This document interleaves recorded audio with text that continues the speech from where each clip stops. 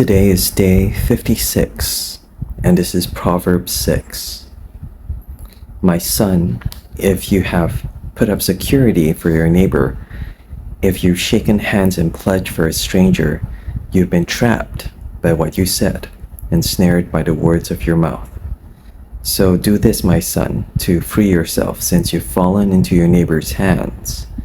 Go to the point of exhaustion and give your neighbor no rest. Allow no sleep to your eyes, no slumber to your eyelids. Free yourself like a gazelle from the hand of the hunter, like a bird from the snare of the fowler. Go to the ant, you sluggard.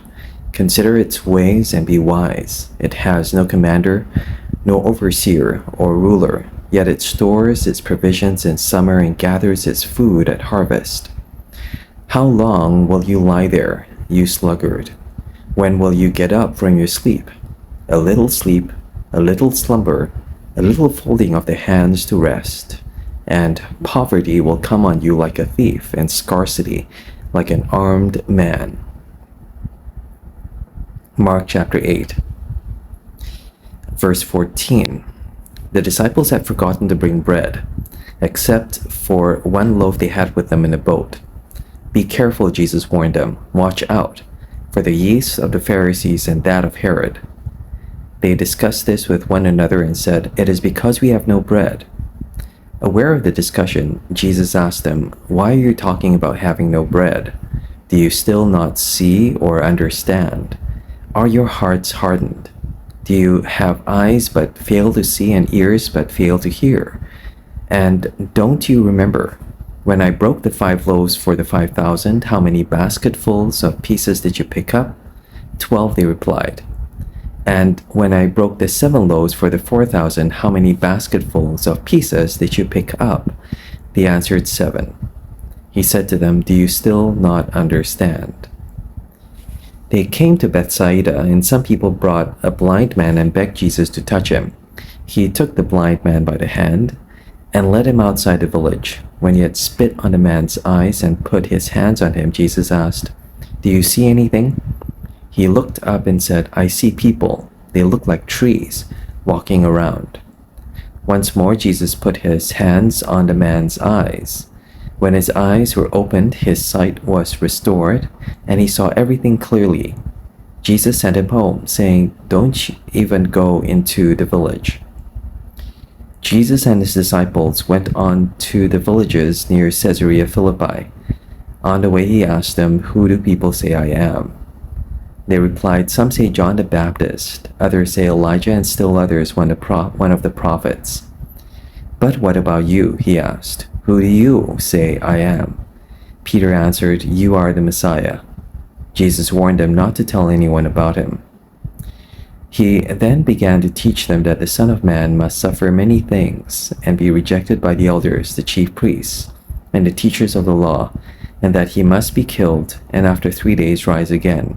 He spoke plainly about this, and Peter took him aside and began to rebuke him.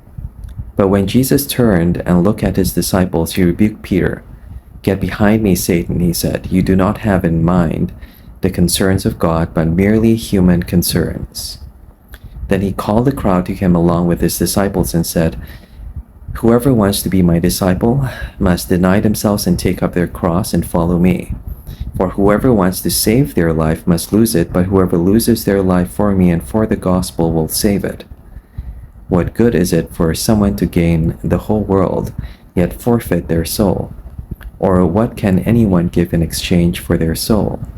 If anyone is ashamed of me and my words in this adulterous and sinful generation, the Son of Man will be ashamed of them when he comes in his Father's glory with the holy angels."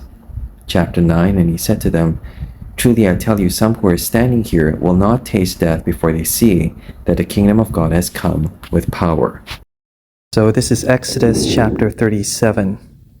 Bezalel made the ark of acacia wood, 2.5 cubits long, 1.5 cubits wide, and 1.5 cubits high. He overlaid it with pure gold, both inside and out, and made a gold molding around it. He cast 4 gold rings for it and fastened them to its 4 feet with 2 rings on one side and 2 rings on the other. Then he made poles of acacia wood and overlaid them with gold. And he inserted the poles into the rings on the sides of the ark to carry it. He made the atonement cover of pure gold, 2.5 cubits long and 1.5 cubits wide.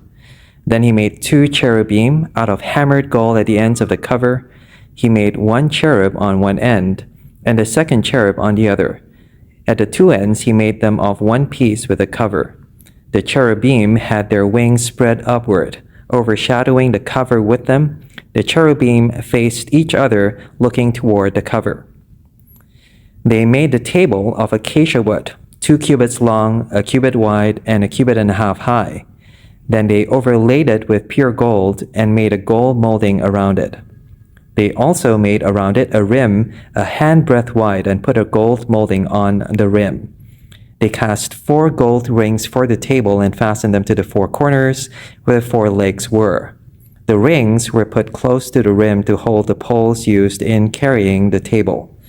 The poles for carrying the table were made of acacia wood and were overlaid with gold. And they made from pure gold the articles for the table, its plates and dishes and bowls, and its pitchers for the pouring out of drink offerings. They made the lampstand of pure gold. They hammered out its base and shaft, and made its flower-like cups, buds and blossoms of one piece with them. 6 branches extended from the sides of the lampstand, 3 on one side and 3 on the other. 3 cups, shaped like almond flowers with buds and blossoms, were on one branch, 3 on the next branch, and the same for all 6 branches extending from the lampstand. And on the lampstand were 4 cups, shaped like almond flowers with buds and blossoms. 1 bud was under the first pair of branches, extending from the lampstand, a second bud under the second pair, and a third bud under the third pair, 6 branches in all. The buds and the branches were all of one piece with the lampstand hammered out of pure gold. They made it 7 lamps, as well as its wick trimmers and trays of pure gold. They made the lampstand and all its accessories from 1 talent of pure gold. They made the altar of incense out of acacia wood. It was square, 1 cubit long and 1 cubit wide and 2 cubits high, its horns of one piece with it. They overlaid the top and all the sides and the horns with pure gold and made a gold molding around it. They made 2 gold rings below the molding, 2 on each of the opposite sides, to hold the poles used to carry it. They made the poles of acacia wood and overlaid them with gold. They also made the sacred anointing oil and the pure, fragrant incense, the work of a perfumer. Chapter 38. They built the altar of burnt offering of acacia wood, 3 cubits high. It was square, 5 cubits long and 5 cubits wide. They made a horn at each of the 4 corners so that the horns and the altar were of one piece, and they overlaid the altar with bronze.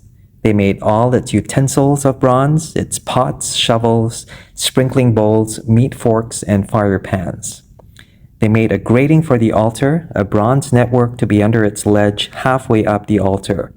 They cast bronze rings to hold the poles for the 4 corners of the bronze grating. They made the poles of acacia wood and overlaid them with bronze. They inserted the poles into the rings so they could be on the sides of the altar for carrying it. They made it hollow out of boards.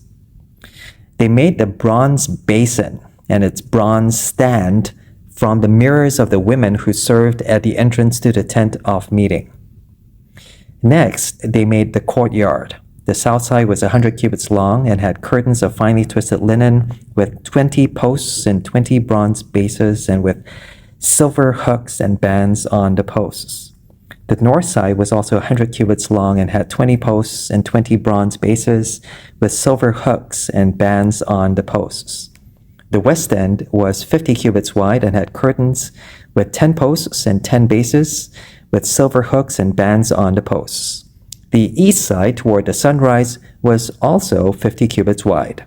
Curtains 15 cubits long were on one side of the entrance with 3 posts and 3 bases, and curtains 15 cubits long were on the other side of the entrance to the courtyard with 3 posts and 3 bases. All the curtains around the courtyard were of finely twisted linen.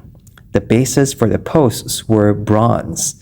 The hooks and bands on the posts were silver, and their tops were overlaid with silver. So all the posts of the courtyard had silver bands.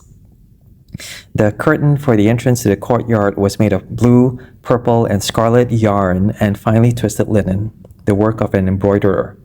It was 20 cubits long and, like the curtains of the courtyard, 5 cubits high, with 4 posts and 4 bronze bases. Their hooks and bands were silver, and their tops were overlaid with silver. All the tent pegs of the tabernacle and the surrounding courtyard were bronze. These are the amounts of the materials used for the tabernacle of the covenant law, which were recorded at Moses' command by the Levites under the direction of Ithamar, son of Aaron the priest. Bezalel, son of Uri, the son of Hur of the tribe of Judah, made everything the Lord commanded Moses. With him was Oholiab, son of Ahisamach of the tribe of Dan, an engraver and designer, and an embroiderer in blue, purple, and scarlet yarn and fine linen. The total amount of the gold from the wave offering used for all the work on the sanctuary was 29 talents and 730 shekels, according to the sanctuary shekel.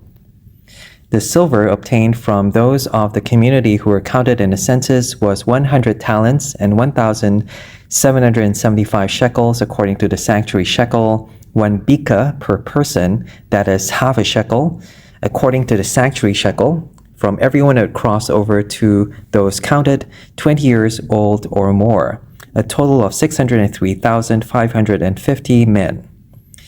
The 100 talents of silver were used to cast the bases for the sanctuary and for the curtain. 100 bases from the 100 talents, 1 talent for each base. They used the 1,775 shekels to make the hooks for the posts, to overlay the top of the posts, and to make their bands. The bronze from the wave offering was 70 talents and 2,400 shekels. They used it to make the bases for the entrance to the tent of meeting. The bronze altar with its bronze grating and its utensils, all its utensils, the bases for the surrounding courtyard and those for its entrance, and all the tent pegs for the tabernacle and those for the surrounding courtyard.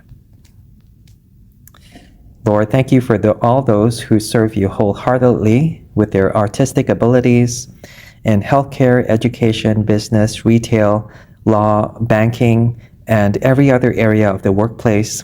May we all be filled with the Spirit of God, like Bezalel, and do everything you command us. Help me to make the most of my life.